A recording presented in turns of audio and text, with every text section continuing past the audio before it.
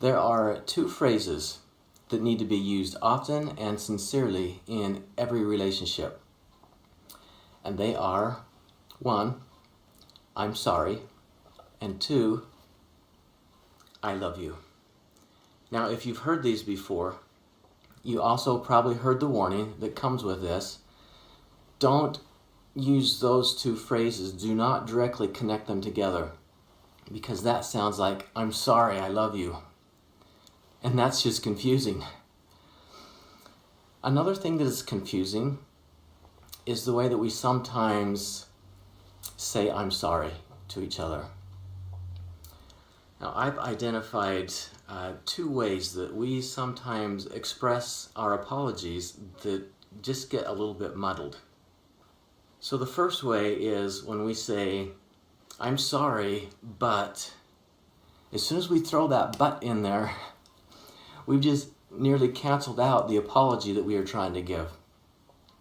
We are sorry, but what we may not realize is that when we throw that but in there, we've just become more concerned about ourselves rather than other people. We're more concerned with being excused or forgiven for what we have said or done rather than being concerned about the hurt that it caused someone else.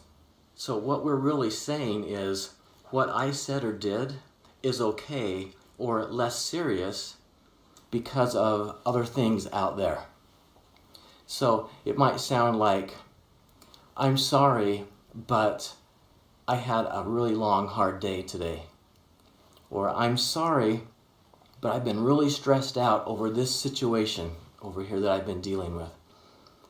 Or it might come out like, I'm sorry, but when you say this or when you do that, then that's just my reaction. That's how I am. That can't be helped. In this kind of apology, we're actually shifting the responsibility away from us and putting it on those things, other things, and other people. It becomes more of a self-centered or a self-serving apology. Well, can't we just learn to be sorry for the hurt that we caused others? Can we just feel real remorse and feel for the welfare of the other person?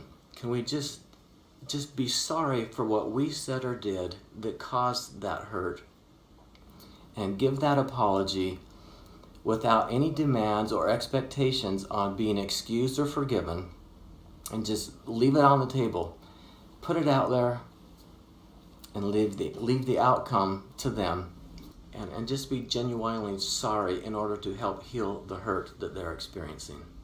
So another way that an apology gets a little bit confusing is when we say things like, I'm sorry you feel that way, or I'm sorry that what I said or did made you feel like that.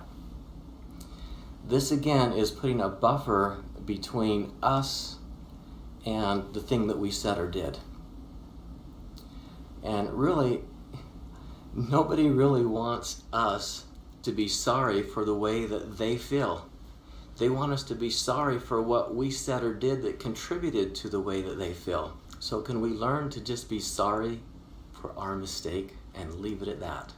Well, what if you feel like what you said or did wasn't wrong, that there was no mistake in that?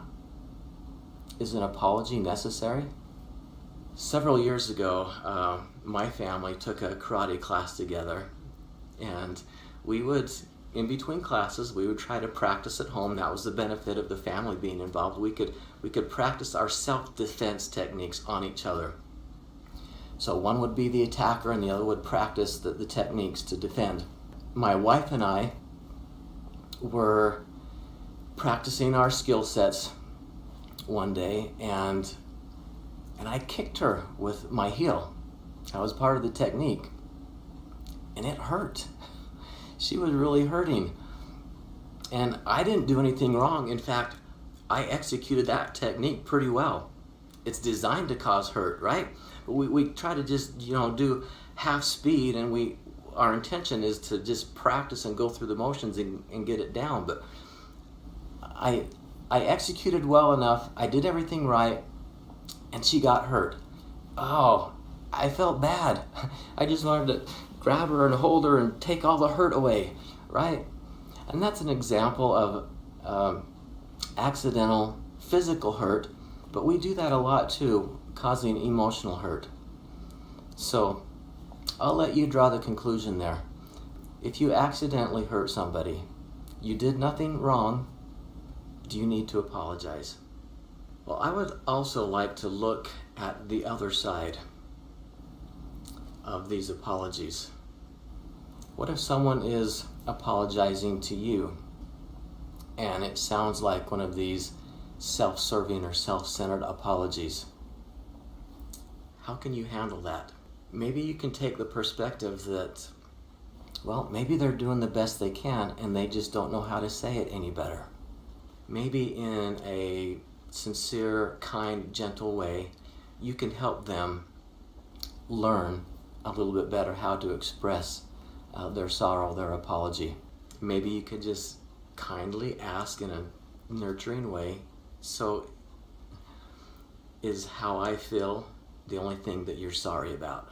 So I would also like you to think about something else in relation to apologies.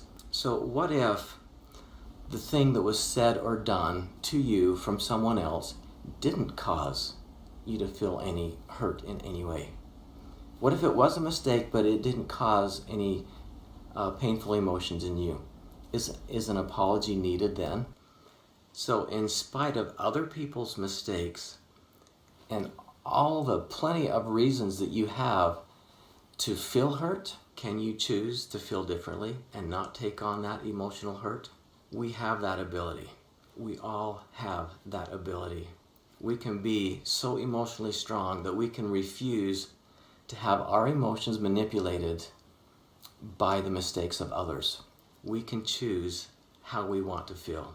There are several topics in our Marriage Academy that really cover this topic of being able to be have that kind of emotional strength so that you are not manipulated in your emotions by other people's thoughtless actions and words.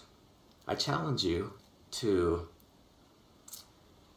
take advantage of the many opportunities that exist every day in your relationships and try to apologize in a genuine, sincere way. Apologize. Express sorrow. Say, I'm sorry, just for the sake of helping the other person heal from the hurt.